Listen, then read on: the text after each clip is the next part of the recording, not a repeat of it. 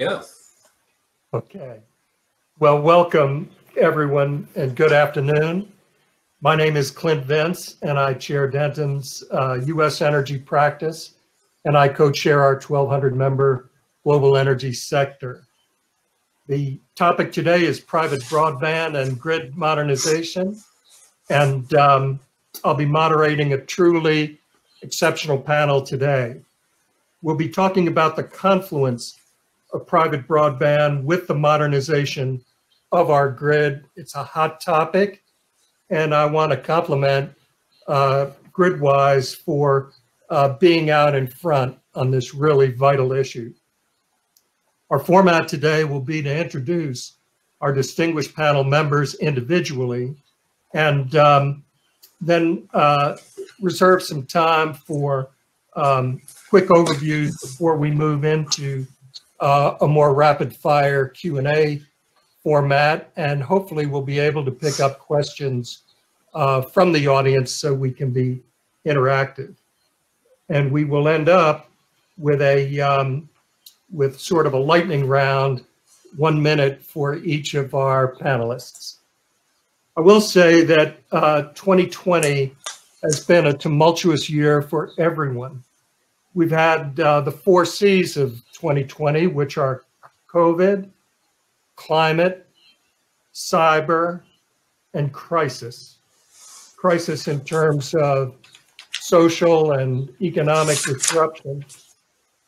Our topic today will actually provide solutions to several of these challenges, including with respect to climate, wildfire app, and with respect to cyber, the opportunity for exclusive LTE networks. Our premise is that we should no longer be surprised by crises. Instead, we should be prepared for the ones that we know are coming, including climate and cyber. And so with that introduction, I'm going to first introduce Rob Wilhite. Rob heads the Global Distributed Energy business line of Black & Veatch. And of course, B&V is a global leader in power, infrastructure, and services. Prior to joining Black & Veatch, Rob held leadership positions with Navigant, Accenture, and EPRI. He has been recognized as one of the top 25 consultants in the energy industry, and he is co-chair of the Technology and Innovation pillar of the Dentons Smart Cities and Connected Communities think tank. And more importantly for this session, Rob is a member of the executive committee of the board of the GridWise Alliance. So Rob, we're going to ask you to please set the table for us for our discussion, and also give us the perspective, not just of the utility industry, but also the broad base of commercial industrial customers that B&V represents. Oh, wonderful. Thank you, Clint. I appreciate the opportunity, and thank you for the kind invitation to join this distinguished panel. I also appreciate GridWise Alliance and Clean Edge for putting on this conference. I believe this is the 4th year in a row, and it's getting better every year. This is the first virtual session in these rapidly changing times, as you have alluded to, Clint. So I think it's quite fitting that our digital twins meet today, as well as adapt to this new manner of conducting conferences like this. So I'm looking forward to these discussions. I appreciate the references to Black & Veatch. I joined them about 13 months ago. I am in the power sector, but I also should say that we also have a telecommunications business unit, which is probably one of our 2nd or 3rd largest businesses within Black & Veatch. So we do quite a bit of work with broadband around the country, around the world for that matter. I want to mention just 2 things quickly about Black & Veatch, and then I'd like to open up with 3 quick opening statements along the lines of what you suggested, Clint. First of all, we're a 105-year-old company. We do consulting, engineering, construction, and even monitoring and maintaining critical assets for not only the power sector and telecommunications, but also in water and wastewater, as well as focusing on emerging technologies especially things like hydrogen, transportation, electrification, and even next generation agriculture, just to name a few. The team I'm privileged to lead globally designs, engineers, develops, and monitors, and even diagnoses client power solutions around distributed generation, microgrids, battery energy storage and asset management services, and even utility distribution grids. And we serve, half our customers are really C&I customers, the other half are power distribution utilities. So I'm going to try to, as you suggested, Clint, give a perspective from both sides, both from the customer side and the utility distribution side. And so one thing I wanted to make reference to, and I'll come back around to this later perhaps in some other remarks, is Black & Veatch just released our sustainability strategy. And we call this Accelerate Zero. And zero is in reference to goals that we are setting for ourselves in terms of greenhouse gas and carbon emissions, as well as social and governance accountability and reporting. So we'll get into more details perhaps later on, but that's a big commitment on our part that was just recently announced publicly. So let me open this up, Clint, if I may, and I invite my co-panelists to either continue on these opening remarks or certainly build on those, or even contradict them if necessary. First, from a perspective of telecommunications as it relates to the utility sector, a lot of folks know that we already have high-speed telecommunications as an inherent part of power transmission networks, both in this country and in many other countries around the world. And most transmission networks already have dedicated fiber for control and protection of those networks for many decades. And so most utilities already operate large private telecom networks for their own SCADA needs, and they use high-speed communications for extensive benefits to both high voltage AC and even high voltage DC transmission networks. And this gives great benefits in terms of enhanced security, and certainly through high-speed protection algorithms and isolated fault electrical equipment, but also it provides enhanced visibility of those transmission network assets back to the control center, which are being constantly monitored and even simulated in real-time dynamic operations of the bulk power grid, which is the foundation to our electricity system in the US. And finally, those high-speed communications provide additional analytics for us to better understand transmission asset health, which is very reliant on the assets which are quickly maturing beyond their standard life in this industry. So that's one point I wanted to make. Point number two, as a board member of the GridWise Alliance, we recently released a policy framework for grid investments and economic recovery.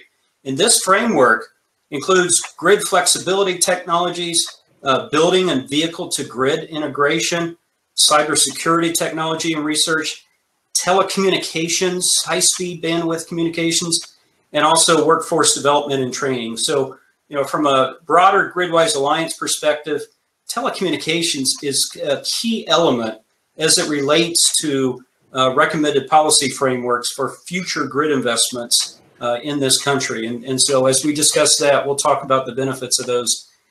So that's point number two. And finally, the third point is, in addition to high-speed telecommunications playing a key role in utilities, it also plays a key role both in terms of large industrial manufacturing facilities, and it's also a requirement for really unlocking the greater value that's inherent in customer-owned, virtually connected distributed energy resources. And so on the industrial plant side, individual plant operators and even fleet operators of multiple plants are becoming even more dependent on monitoring critical power, steam, chemical assets, rotating equipment in all their facilities in order to improve plant efficiency, lower their operating costs, and also improve worker safety. And so through this high-speed communications, data collected today from those industrial facilities is absolutely critical, and will be even more relevant in the future, helping all of the plant, mill, and facility managers make decisions on diagnostics, maintenance, asset replacement decisions that sometimes go into the hundreds of millions of dollars, where margins are very thin in some of these industries, and operating cost management is a distinct competitive advantage.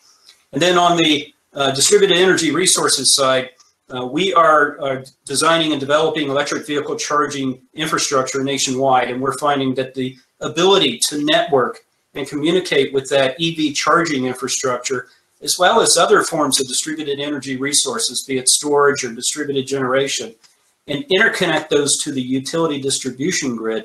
This enables a whole new world of virtual power plants, ultimately possibly replacing legacy central station generation as we see in projects today. In fact, just a few days ago, I believe there's industry players in California are planning to create a 550 megawatt distributed clean power plant, all based on the networking of hundreds of thousands of California homes and the millions of smart devices inside those homes. So absolutely, broadband plays a key role beyond the utility sector, and so that's just at least to get us started. So thank you, Clint.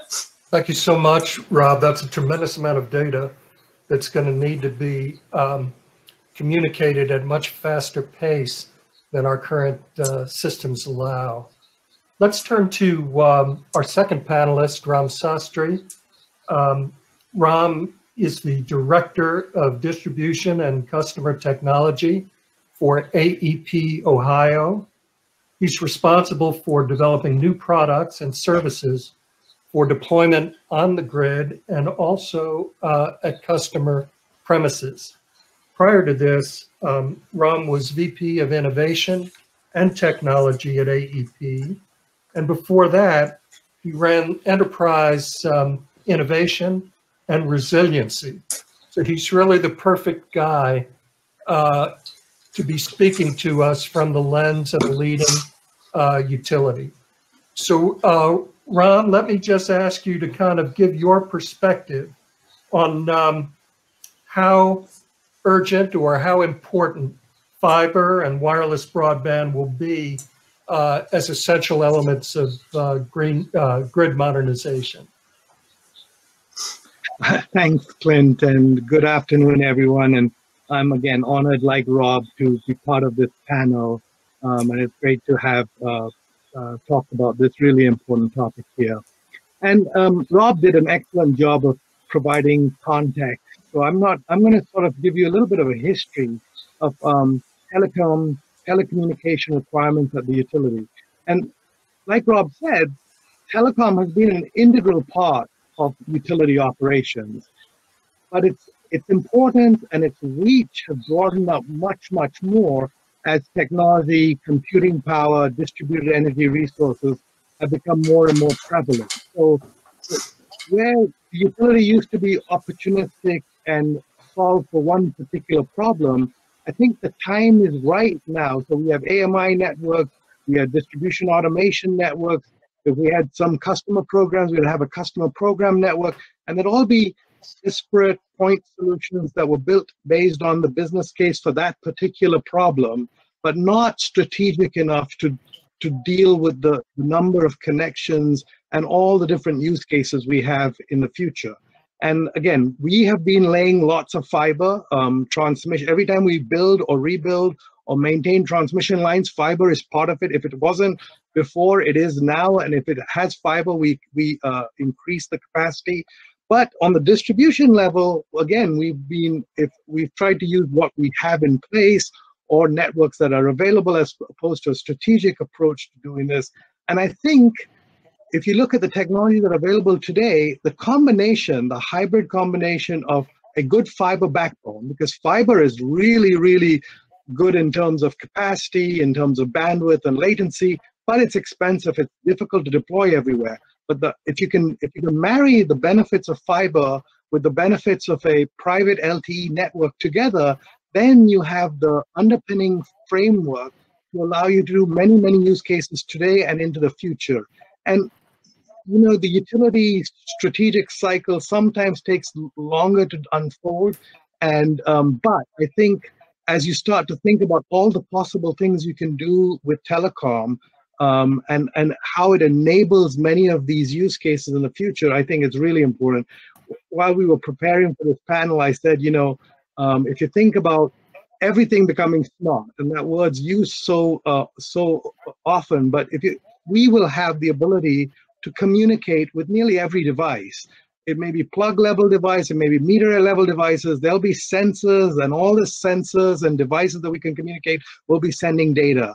Rob referred to the transmission system where we can do state estimation, and the generation systems where we have real time, but we can get that type of real time monitoring, sensoring information right now, and then optimize operations. So you sense, you monitor, and you control, and all these things. I mean, even when I look back at my time in the utility, it wasn't that long ago when we had monthly meter readers going out and reading a person's meter.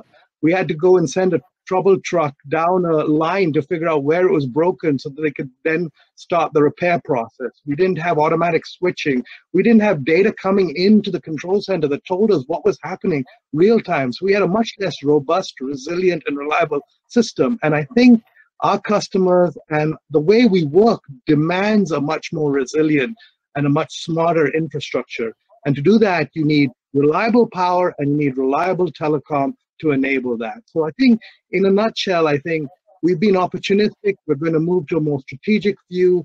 Fiber is part of it, but an LTE, private LTE network in combination with fiber will allow us to do many of the use cases Rob described related to energy storage, related to microgrids, related to electric vehicle fleets and electric vehicle charging stations.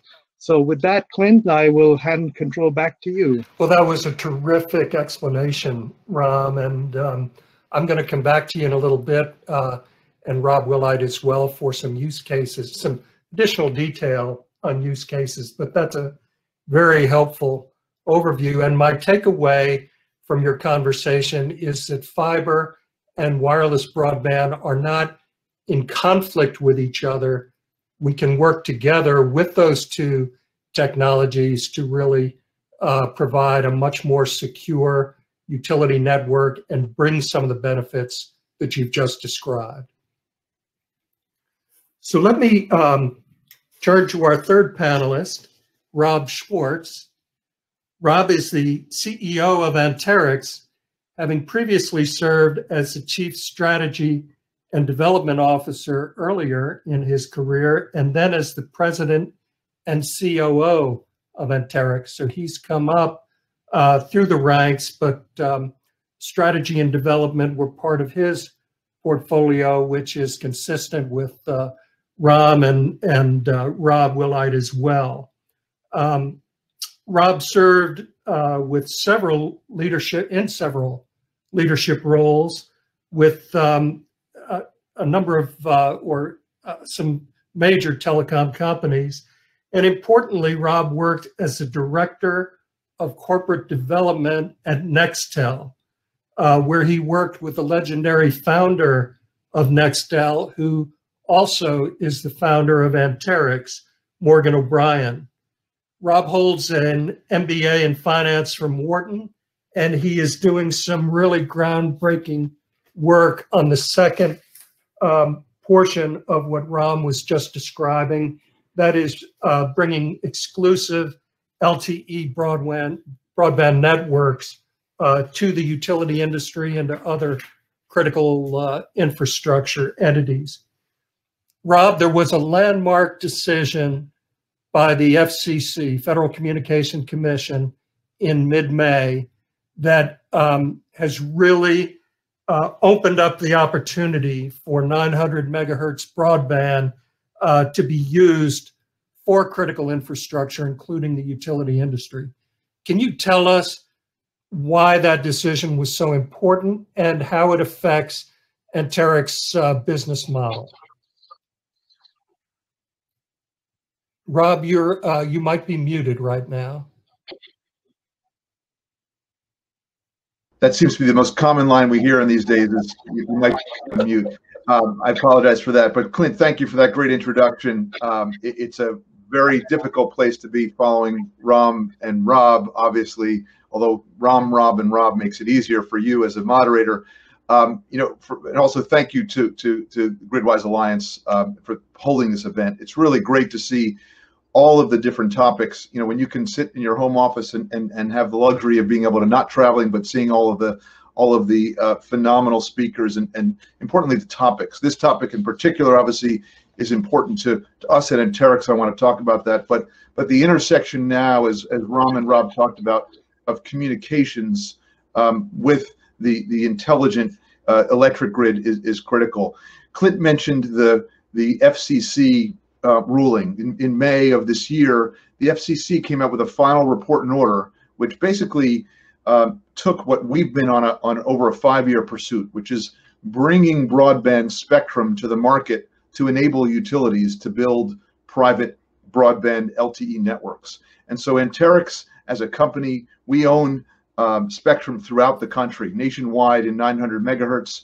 It's currently narrowband spectrum. The FCC's ruling, after over a decade of utilities asking the FCC, can we please have broadband spectrum to do all the important things that Rob and Ram talked about, made a ruling allowing us to take this spectrum and modernizing it to use for private broadband networks and for broadband networks in general. And the reason why that's so important, to bring it back in context, as you know, I was just listening in the prior event when Calvin Butler was talking about, you know, a number of monumental things. Calvin Butler from Exelon. One is the importance of data science in the environment. You know, a role that didn't exist a decade ago, but now is so critical for all enterprise, but especially for utilities in managing. The other was the pace of change that's suddenly occurring within his environment, obviously electric utilities nationwide. And what that means is the need for collection of so much more data, monitoring of so many more points of presence with what's happening with, because Rob is leading the charge on distributed energy, what's happening with all of the increasing needs for, as Ram talked about, the number of sensors that are being deployed throughout these networks, the command and control, importantly, but then also the data science of taking that information and being able to use it to react to preventative maintenance. You know, all of the elements of prevention of catastrophes. One of the strongest use cases that I like to be able to explain, unfortunately, is the prevention of wildfires. It's just a very clear use case that the technology exists today. I come, as Clint said, from decades of experience in the wireless industry. And so we have LTE deployed throughout this nation and really throughout the globe. The beauty of LTE is it's the global standard technology that now all vendors and all carriers are coming together collectively to continue to innovate. So 4G becomes 5G, all of the devices, all of the applications. The technology already exists to be able to put out within areas of wildfire risk the capability of both sensing a line when it's broken and depowering that line before it hits the ground. Unfortunately, there have been a number of incidents that have occurred that have caused catastrophic loss of lives, of property, and honestly, a bankruptcy of a utility. And the idea that this technology exists but hasn't yet been available to utilities to be able to deploy, broadband spectrum to us is the key that unlocks that. You need this private broadband spectrum to build these kind of wide area broadband networks. And so as Anterix, we've taken our experience as the founders of Nextel, having operated a nationwide network, specifically really targeting serving enterprise and critical infrastructure, but this time differently, taking this broadband spectrum, thanks to the FCC's ruling that Clint referenced, and bring it to market to enable utilities to build these private LTE networks for all of the use cases that I know we're going to get into. So that's what we're here at Anterix, and excited to be part of the panel.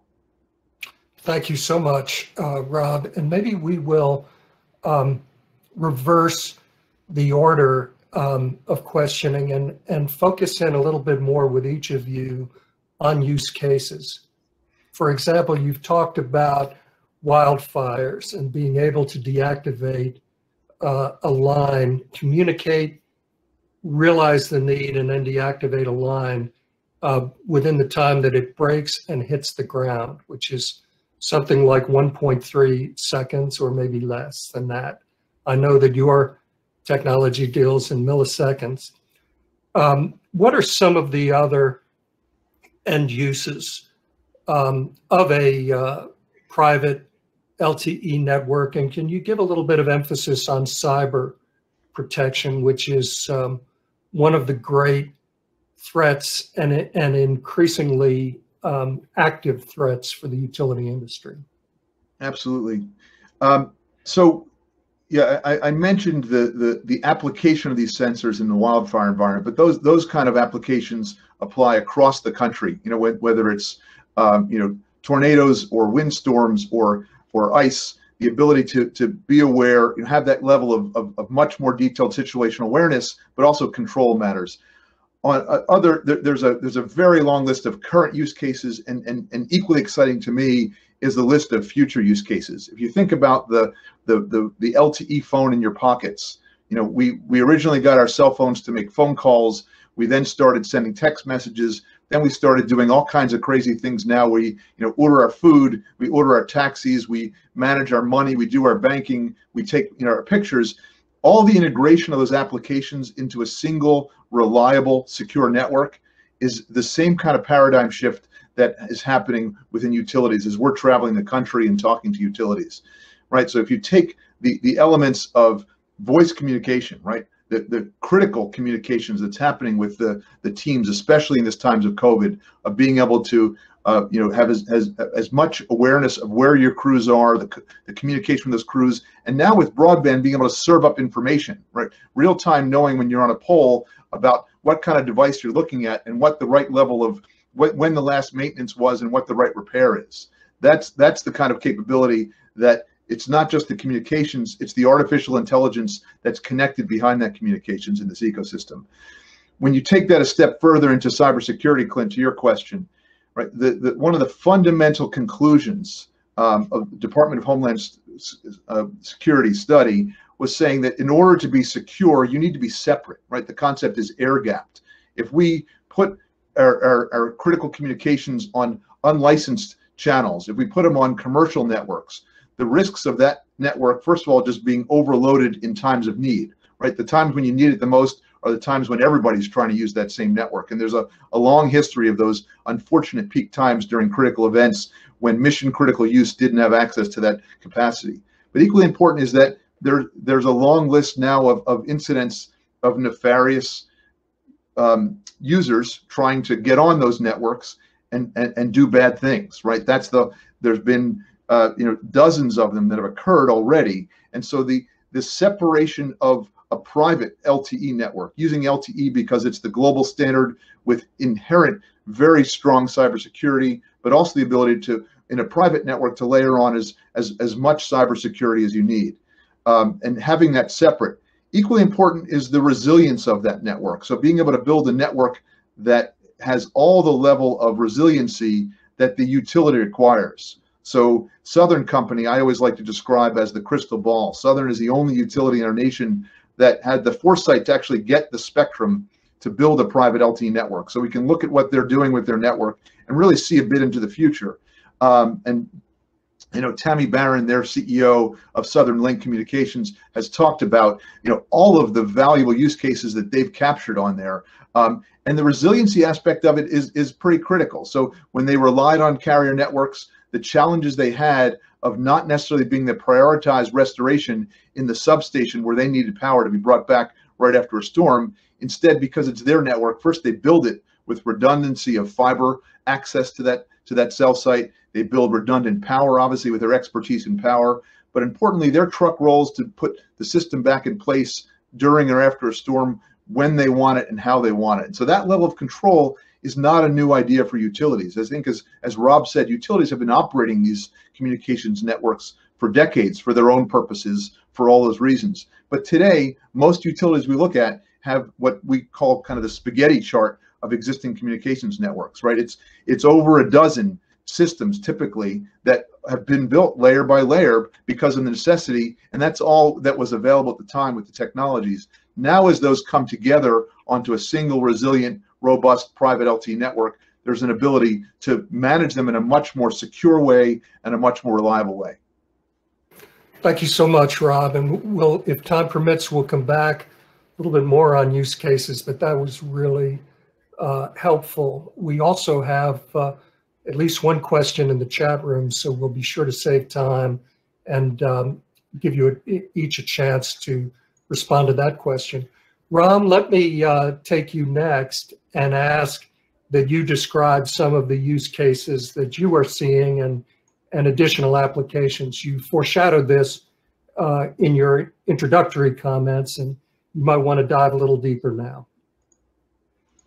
Yeah, and thanks, Clint. And I'll try and paint, because I think Rob just touched on some current use cases, great ones, and I really do like the concept about, you know, when you need the network the most, it's most likely not to be available if you don't control it, and that's during restoration activities. But looking into the future, if you look into the future, there are two, I believe, two strategic imperatives here. One is we're going to have a much more intermittent generation source. Many more renewables are going to be on the system.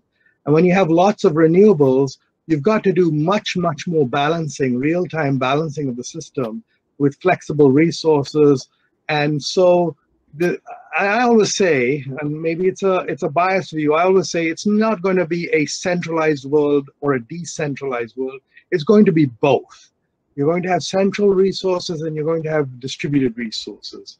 But the grid is managed today with mainly large central resources that have plans way in advance, that are not intermittent, that have a lot of stability and a lot of dependability. When you go to a lot more intermittent resources, where cloud cover and wind speeds may have an impact on the supply side, you're going to need a lot of balancing of that, real-time balancing with either grid resources or customer resources. And when you extend the fabric of the utility to customer resources, you need very reliable communications to those resources. And I'll give you an example, and I always use this. I'm a big fan of electric vehicles. I'm a big fan of Tesla. Can't afford one, but love them. But if you think about the electric vehicles or electric fleets, they are the ultimate controllable resource, because while they're plugged in, you can either take energy out of them or put energy into them without really impacting them much, because you know what if you have planned it and done the resource analysis, you know what you need to do for that. So you could, if you take an example of a fleet of school buses that are all electrical, you drop the kids at school and then you're parked in a parking lot till school ends. In that time, if you have a lot of variability in your solar or variability in your wind generation, you can use that fleet of school buses to balance that, to do frequency regulation and balancing with the intermittent resources. So I think when you look at the future, a more decentralized, a more decarbonized grid, which we are headed towards much faster than most people think, and I think good for your earlier comment about the climate, then you need these telecom capabilities to allow the system to work and operate correctly. And the second area I would say, and it's a passion of mine, is the whole smart cities capability. Do you allow for street lights and cameras and parking management, traffic management, when we can all go and meet each other in the future, to be operated through these grids that provide a public benefit because they have access to data and information. So you're not driving round and round looking for a parking space. It tells you where the parking space is. And if they're autonomous vehicles, it tells you where you can be picked up and dropped. And all these use cases, again, require reliable, robust power, reliable, robust telecommunications.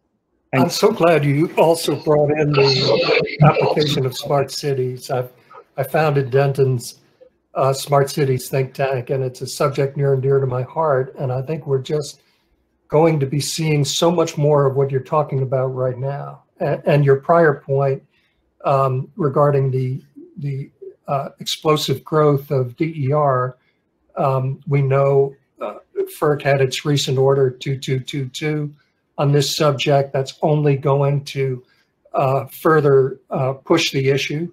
And it's going to make it harder and harder to coordinate as the growth increases, sometimes in advance of the infrastructure that's available to do the things that are possible. So I'm going to actually, a question has just come in that it really kind of has application to our discussion. I'm going to ask you to comment on it, Ram, and then allow our two Robs to also comment further.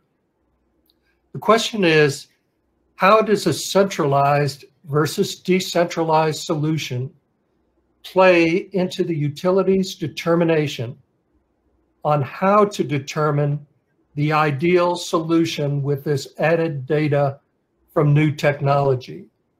How can utilities better prepare for this step change, but avoid the pitfalls in the long term, such as deciding to own versus lease? That's a great question, and there are two parts to it. So I'll give you my sense and then hand it over to Rob and Rob. I think we are going to, in the digital grid of the future, we're going to not have, today the grid is very, very much all control, or most control is centralized. I think going forward, that is going to change. I think your earlier point though about utilities are really risk averse and worried about cybersecurity. And when you centralize it, you have it's not the only way to do it, but you have a much smaller fabric of a threat surface that you have to protect. Whereas if you have distributed grid edge processing and data, then there's another entry point for a cyber foe to get into. But I don't think, given the use cases and given the explosive growth of distributed energy resources, it is all going to be able to be, or it even makes sense to be all centralized. So I think you're going to have grid edge control for certain things, the Amazon Alexa world kind of. And then you're going to have some part where if it can be solved locally by the local device, it will be solved and data sent back so that the state is maintained centrally, but the processing and control and operation is done at the edge of the grid. And I think we'll see more and more of that. But as our partners in the technology space develop those grid edge products, they have to be very mindful of the cyber risks that poses. But I think the world will be, again, I overuse the word hybrid, where you're going to have some centralized control and some distributed. I think right now it's probably 95 centralized, 5% distributed. I think over time it'll move, so it'll be maybe 50-50, 50% centralized and 50. You have a much better operation, much more resiliency. You don't depend on centralized control, because if the network goes down, it still operates perfectly and sends back data when the network comes back again. And the second part of this question, it goes to the heart of what I was talking about earlier, which is, do you look at things like telecom strategically? And I think if you start to look at it strategically, you wouldn't do what Rob referred to as the spaghetti of networks. You would do 3 or 4 key networks that are designed for those use cases and built for the future. And I think we have, as an industry, learned that sometimes you can't just look at the cost benefit of the individual application, but you have to look at it more holistically. But the way we are financially incented is by business case, by cost benefit analysis. And so I'm not saying we've solved for it, but we recognize the problem and are working towards it. With that, I'll hand it over to Rob. Thank you so much, Ron. Great answer to both parts of the question. It was a good question. And we've got Rob Wilhite, who can tell us about the tremendous segment of investment, maybe as high as 40% now in DER in the industry, to your point that we are moving toward much more of a hybrid system. And Rob, feel free to also address this question if you would like. All right, I want to make sure the right Rob speaks first. But no, I love this. First of all, I'm a big fan of the convergence of transportation and the electric utility industry. I've been an EV owner for 3 years, and my car is, especially during COVID, now that many of us are working from home, and I even have a new stay-at-home order here in North Carolina as of yesterday. My vehicle sits in the garage for 90% of the day. And if I, as the owner of the battery capacity, 75 kilowatt hours worth of battery capacity, could somehow sell that back to the utility, maybe that would help lessen the electric costs, or somehow help bring down the O&M costs of operating such a vehicle. And And if you multiply that by hundreds of thousands of other EV owners around the country, I think we're going to find a new benefit that stacks up on top of all the other benefits of being an EV owner that are going to make the consumer acceptance of electric vehicles as a transportation option really take off. And I think we have the technology to do it. I think what we need is to be able to supplement some of that hardware technology with high bandwidth communications so that the price signals come from the utility. I have the distributed intelligence built into my EV charging capability. It says, that's not attractive enough AEP. I think I'll deny you today, but send me another signal tomorrow. Maybe tomorrow my automated algorithm will automatically react to it in a positive manner, but then limit it for 60 minutes or so. It's because I need to go somewhere that evening based on the calendar that's been uploaded to my car's computer. All of this is theoretically possible. We just have to understand the intersection of hardware, software, and the telecommunications capability that's needed to make that happen. So I'm pretty excited by this convergence of transportation and electricity. Thank you, Rob. Great response. We have actually 2 questions that have come into the chat room. Let me read them both, and as we proceed, you can weave them into your answers. The first question, yesterday, Jill Anderson, the CEO of Southern Cal Edison, stated that if they could get 50% of their customers to sign up a flexible demand program, they could spread demand response over so many customers that no one would even notice the change in their service rather than rolling blackouts. Doesn't this really demand a communication network that meets some pretty specific requirements?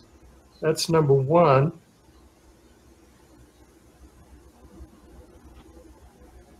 And number two, how willing are investor-owned utilities to spend on private LTE, and is spectrum pricing critical to their go, no-go decision? Maybe what I'll do is ask our utility representative, Ram, to answer that question, and then we'll go to Rob Schwartz and then Rob Wilhite. So to repeat this question, how willing are IOUs to spend on private LTE, and is spectrum pricing critical to their go, no-go decision? So, Clint, that's a great question. And obviously, utilities have to be prudent and balance the benefits that they get from the spectrum with the cost of it. But I think more and more utilities are starting to realize that if you add the total cost and the maintenance and operation of multiple heterogeneous networks, it is actually really expensive. And then if you compare that with going with a more streamlined option and getting the spectrum at a good price, it's auction and getting it at a reasonably good price, can be cost competitive. Again, spectrum is very valuable real estate that everyone wants to get their hands on. But I think if there is spectrum available in service territories for various utilities, where we don't usually compete on the geographic territory, and it's at a relatively reasonable price point. And Rob referred to Southern, but there are other utilities that have already made that business decision and gone that route and have done the financial analysis. So I won't say it's a slam dunk, but I would say it is much more competitive if you look at the whole picture than if you just compare it with one use case application. I would have to agree with you, Ram. And then when you look at the potential savings from catastrophic events like a serious cyber intrusion or a wildfire, or the need to restore after tornadoes, as Rob Schwartz pointed out, it also, when you load those costs in, it becomes an even more compelling opportunity. Let me ask this, I'm thinking that the question about Jill Anderson's question might be best for Rob Wilhite as a DER expert for the industry. And then I'm hoping that we will save enough time for each of you to kind of do a lightning round where you just express for a minute or so what excites you the most about this opportunity, or conversely, what you see as the greatest challenge to moving forward. So the question again, Rob Wilhite, yesterday, Jill Anderson, CEO of Southern Cal Ed, stated that if we could get 50% of their customers to sign up a flexible demand program, they could spread demand response over so many customers that no one would even notice the change in their service rather than rolling blackouts. Doesn't this really demand a communication network that meets some pretty specific requirements? No, I love that question, and thanks to Mike Oldak for submitting that. It reminds me of an experiment in the Pacific Northwest that was done at least 10 years ago, in which a number of homeowners' electric dryers were interconnected in a way where the utility was looking to do management of their frequency on certain circuits. And so could they then control the 10 kilowatt strip heater inside that dryer, even just for 5 minutes, and shut that strip heater down to maintain frequency, proper frequency on the distribution feeders, in a way where the drum continues to rotate inside that dryer. So in effect, the homeowner has no idea. It might extend the drying cycle by another 5 or 10 minutes, depending on how often that's called. But it becomes something, to Mike's point in the question, that doesn't disrupt the lifestyle of the homeowner. And the other key part of that, beyond the lack of disruption or notice that the homeowner pays to it, is that it has to be all fully automated. You can't just ask a homeowner to go in and push a button. This has to be algorithmically controlled. It has to be managed in a way where it's not so disruptive. And you better share some economic benefit back to the consumer as well, so that they know that it's actually providing benefit to the grid and, in fact, providing financial benefit back to them. So we have these technologies today. As I mentioned, batteries are a key source of that. Yesterday, I talked with a company that had a battery in a very small form factor that resembled the size of a typical flat screen TV we put in our homes today, that could hang on a wall. And so if you can imagine a very low footprint, high density battery that then you could make available to the power company for frequency control or peak demand purposes, and get some monetary value, even if it's just a small number of kilowatts. But you add that up across thousands of homes, it actually is pretty meaningful for the utility. And I think this is something that is the wave of the future for demand response. So I love that question. Thank you, Rob. And Mike Oldak has been a dear friend since we were classmates at Georgetown Law. And of course, that was just a few years ago. we have literally 3 minutes to wrap up this session. They want us to wrap up 5 minutes before the hour. It's been so helpful and explanatory and excellent. Let me just start with Rob Schwartz and ask you each to spend no more than a minute just explaining why this topic is so exciting to you, what is most exciting about it, or conversely, what you see as the greatest challenge. Yeah, Rob Schwartz. Thank you, Clint, and thanks to my colleagues here for a really invigorating session.